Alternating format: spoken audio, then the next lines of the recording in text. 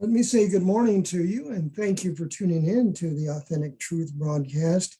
Today is October the 12th, 2021, and it is Wednesday. And we want to thank you for tuning in to the Authentic Truth broadcast and yours truly, and for giving us an opportunity to share with you from the Word of the Lord.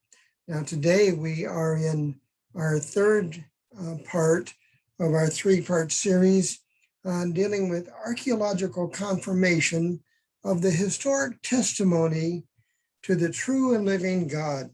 And of course, this is an exciting topic. Now, as we were talking in yesterday's broadcast, we're talking about three different kings. We're talking about Hezekiah, the king of the southern kingdom of Judah. Now, the kingdom of Israel, before it was divided into two countries, was made up of 12 tribes, and the northern 10 tribes rebelled and essentially seceded and established their own country in the north called the Northern Kingdom of Israel. And the other two tribes, the tribe of Benjamin and Judah, they were in the south in the country of Judah. And the northern kingdom in 722, because of its idolatry, because of worshiping false gods, God allowed the Assyrian Empire to come and conquer them and take them captive into Assyria. And the southern kingdom had a godly king by the name of Hezekiah, and he was implementing spiritual reforms and encouraging the people. He was taking down the groves, that is where the people were worshiping the Lord via, in their mind, that is, they were worshiping idols in the name of the Lord. And so Hezekiah was bringing about spiritual reform and calling the people back to God. And at this time in Hezekiah's life, the kingdom of Assyria, who had previously taken the northern kingdom of Israel into Assyria, into captivity, have returned, and they are now threatening to take the southern kingdom of Judah into Assyria captive as well. And the Assyrians were not known for being merciful people. Let me just read to you what we find. I'm looking at an article online here that's called That the World May Know. And here is what the article says. And this is with Ray Vanderlaan, I believe the name is here. And it reads, here's what the article says. The Assyrian Empire was located in Mesopotamia, that is in the Mediterranean area, near the Euphrates River. And their reputation was so fierce that Jonah fled in fear when God commanded him to speak in Nineveh, Assyria's capital. And we find this in the book of Jonah, chapter 1. And so it says that Jonah fled from the presence of the Lord. He was terrified of the Assyrians. Assyrian soldiers were equipped with the latest weaponry, including barbed arrows, catapults, and siege machines. They were known for ruthless battle tactics and horrific treatment of their captives. And to avoid resistance, the Assyrian army intimated their enemies, or intimidated their enemies, excuse me, by inflicting great suffering on conquered lands. Only the individuals with special skills and abilities were spared. The rest were put to death, often in very gruesome ways. Assyrian kings prided themselves on their military conquests and often recorded their victories in writing on tablets, clay cylinders, and obelisks. They also told stories of their conquest in pictorial reliefs that lined their palace walls. Archaeologists have uncovered many of these Assyrian records recounting victories and plunder. They have found chilling information about the way Assyrians tortured their captives, including filleting, that is, cutting skin into strips and pulling it off of a living victim. And they would use beheading. They would also use impaling, which would be inserting a sharp stake beneath the rib cage of a living victim, putting the stake into the ground so it stood erect, and leaving the victim until the stake pierced a vital organ, causing the victim to die. And they would also burn people, especially babies and children were burned alive. And they would sever heads, feet, noses, ears, tongues, and testicles. And they were also known for gouging out the eyes of their victims. And so the Assyrian kings were definitely ruthless in the way that they dealt with their captives. And so here you have the king of Assyria, Sennacherib by name, and as has already been implied, he is mentioned in archaeology, but he now comes back to the southern kingdom of Judah, where Hezekiah is king, and he's threatening to conquer the southern kingdom of Judah. And he says in Isaiah chapter 36, and he says, thus saith the great king, the king of Assyria, what confidence is this wherein thou trustest? So the king of Assyria sent his representative, his chief cupbearer, his high servant, with an army to the nation of Judah with a large contingency of soldiers. And the king of Assyria was asking the small country of Judah, what is it that you have your confidence in? And he says in verse 6 of this is Isaiah 36, lo, thou trusteth in the staff of this broken reed on Egypt, wherein if a man lean, it will go into his hand and pierce it. So is King Pharaoh of Egypt to all that trust in him. Now Hezekiah had sent an ambassador. He had sent a message to Ethiopia, that is to Egypt. The king of Egypt was, we were in the 25th dynasty of Egypt at the time, and we are talking about King Tirhaka, who originally came from the area that was known as Nubia, and it is now known as the Sudan. Interestingly, as I was reading, I learned that the name of the country of Sudan literally means the nation or the people of black skin. And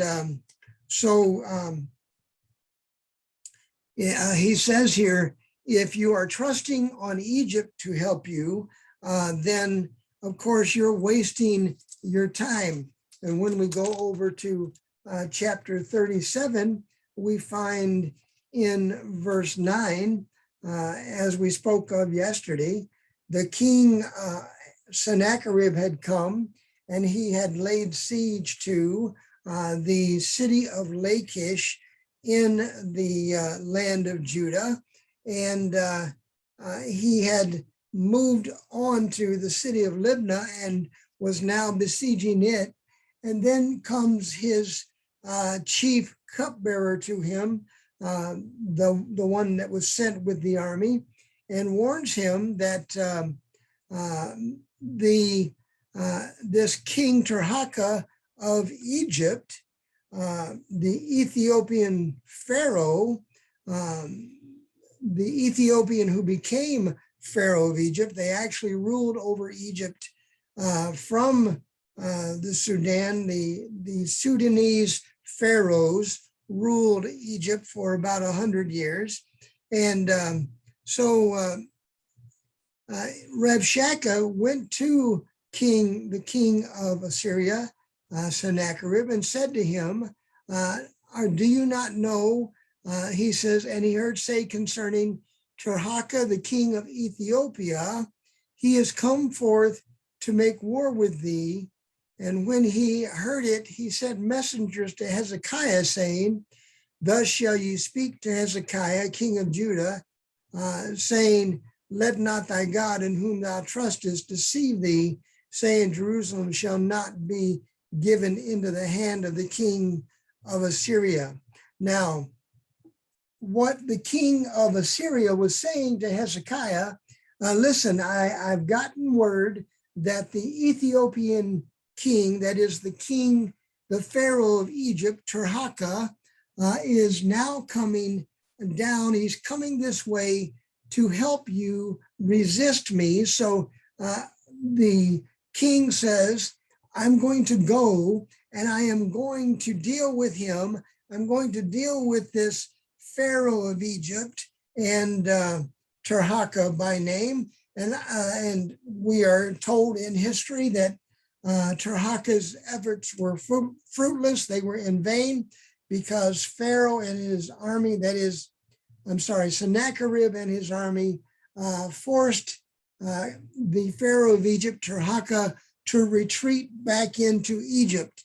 And but Sennacherib said to Hezekiah, I'm going to go deal with this Pharaoh of Egypt. I'm going to go deal with Tirhakah, and I'm coming back to deal with you. So don't think that your God is going to be able to deliver you.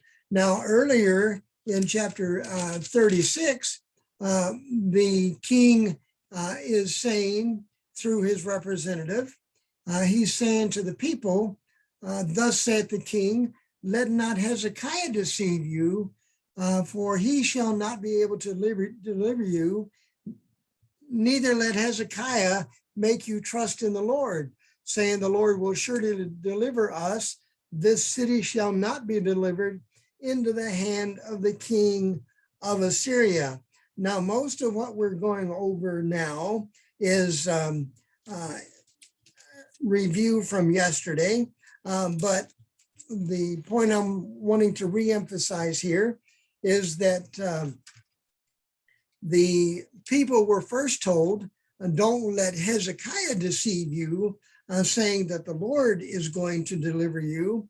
And then in chapter 37 and verse 10, it says, let not thy God in whom thou trustest deceive thee, saying, Jerusalem shall not be given into the hand of the king of Assyria. And so he says to them,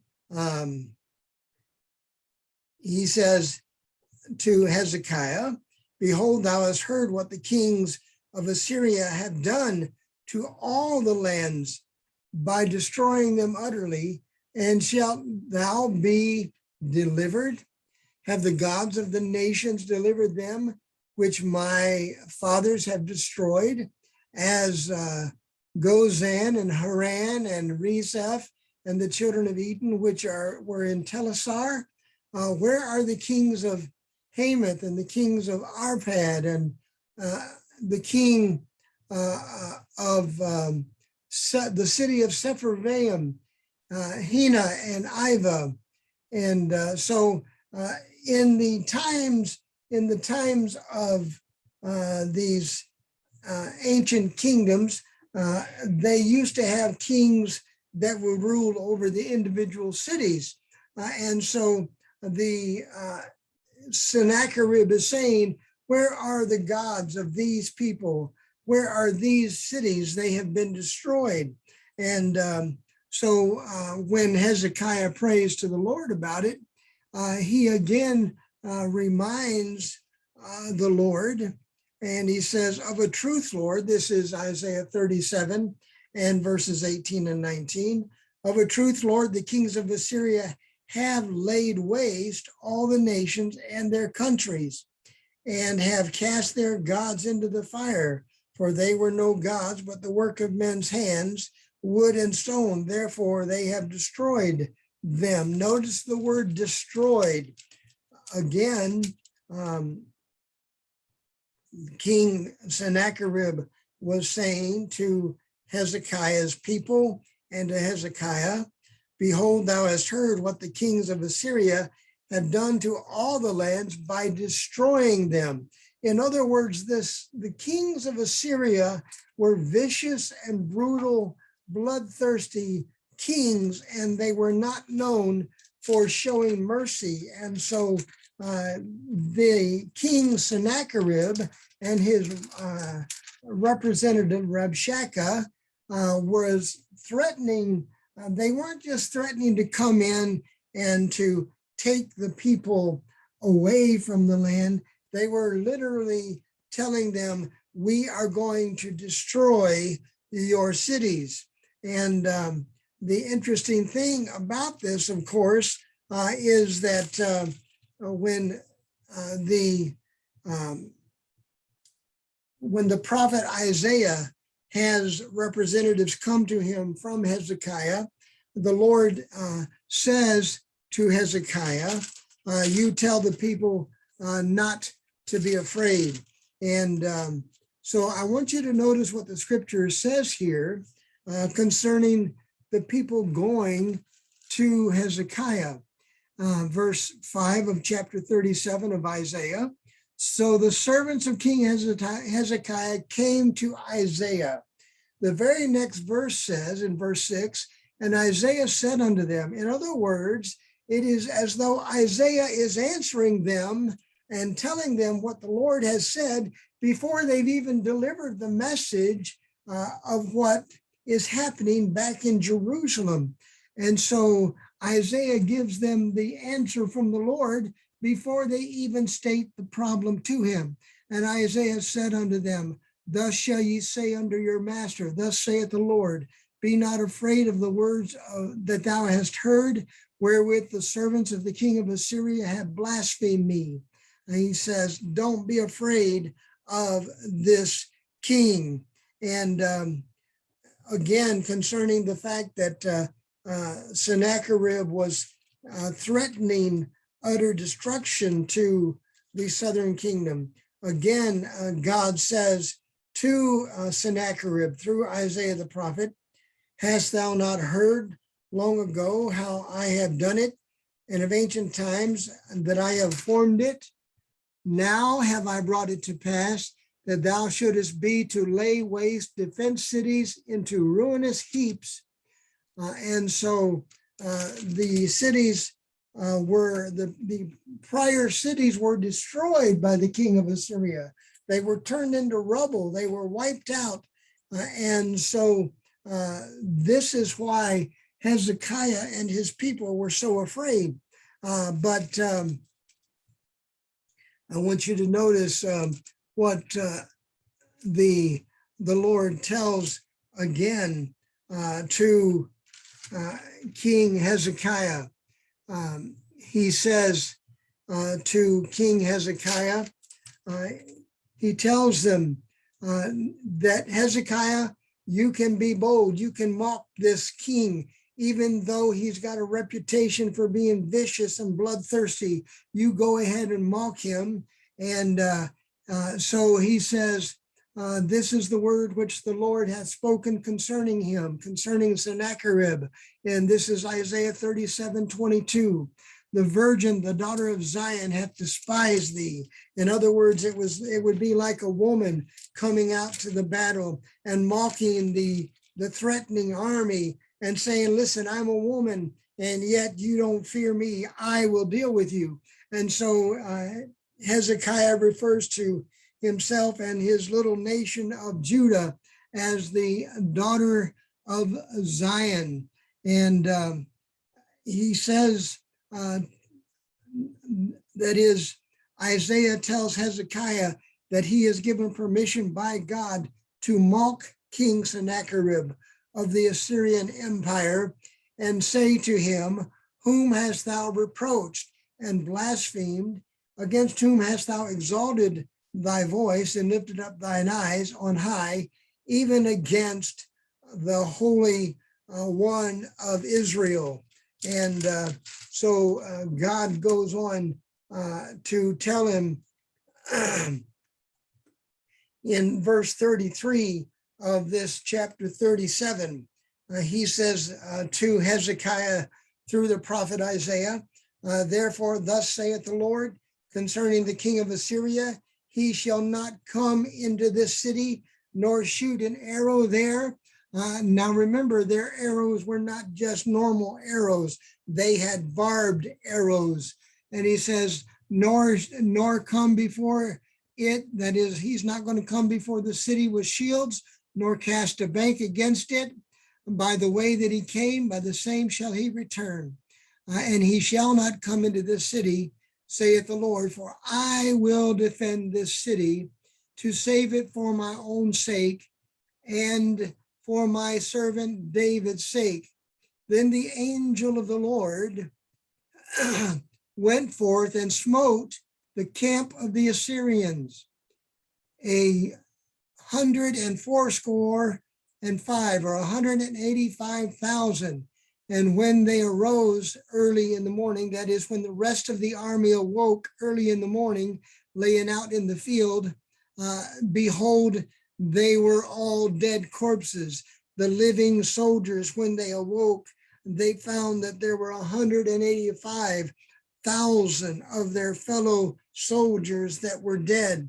And so how is this confirmed archaeologically? I'm so glad you asked that question because you see, Sennacherib was no different from any of the other kings of Assyria. They like to brag about their conquest. And so how in the world was Sennacherib going to put a positive spin on this? As a matter of fact, the scripture says that Sennacherib turned around and went back home. He went back to Nineveh because 185,000 of his soldiers died out in the field. And so I want to show you that what archaeologists found, you can see here, there is a prism here with writing on it. It was actually prepared by Sennacherib himself concerning his attack on the nation of Judah. And I want to read to you what it says on this prism concerning Sennacherib. King Sennacherib of Assyria from 705 to 681 BC campaigned against the cities in Phoenicia, Philistia, which would be the Philistines, and Judah in 701 BC. This campaign is recorded in the Bible in 2 Kings 18, verses 13 to 19, 2 Kings 18, verses 13 to 19, verse 37. So it's chapter 18, verse 13, all the way through chapter 19, verse 37. Also in 2 Chronicles 32, verses 1 and 2, and Isaiah 36 and 37, and 38. So from Isaiah 36, 1 to 37, and then also chapter or verse 38. And he says, and a famous Assyrian text preserved on multiple copies of hexagonal clay prisms approximately 15 inches tall. The biblical accounts naturally focus on Judah and Jerusalem, but Sennacherib's version emphasizes the majesty of himself and his god Ashur, the cities that he conquered, the nations such as Moab and Edom, and that paid tribute to him, and especially the subjection of Judah and Hezekiah of Jerusalem. And so he says, similar to the biblical account, Sennacherib does not claim to have conquered Jerusalem, and he omits the disastrous loss of troops and subsequent withdrawal that is mentioned in the scripture. In other words, here's what he says. As to Hezekiah, now this is a quote from Sennacherib himself. As to Hezekiah, the Jew, he did not submit to my yoke, and I laid siege to 46 of his strong cities, walled fortresses, walled forts, and to the counties, small villages in their vicinity, and conquered them by means of well-stamped earth ramps and battering rams, brought thus near the wall, combined with the attack of foot soldiers using mines and breaches as well as saper work. I drove out of them 200,150 people, young and old, male and female, horses, mules, donkeys, camels, big and small, cattle beyond counting, and considered them booty. Himself I made a prisoner in Jerusalem. Now notice here, as Sennacherib says concerning Hezekiah, I made him a prisoner in Jerusalem. Now, why is it that Sennacherib boasted about destroying all the other cities and all the other gods of the surrounding nations, but when it came to Jerusalem, he did not boast about conquering Jerusalem. He boasted, he said he shut up Hezekiah in Jerusalem. And I believe it goes on to say that it was Hezekiah was like a caged bird in that particular instance. And so in Sennacherib's own words, he said, I caged up Hezekiah. He didn't say I conquered Jerusalem. He didn't say I killed Hezekiah. He didn't say I wiped out the people of Judah. He said, I caged him up. I made him a prisoner inside of Jerusalem. In other words, the king had lost 185,000 men, and he had to return back to Nineveh without his 185,000 men. And just as God said, Sennacherib did not set a single foot inside Jerusalem. Hezekiah was spared. The people of Judah were spared. And so we have here, right here, we have archaeological confirmation of the historical testimony of the true and living God.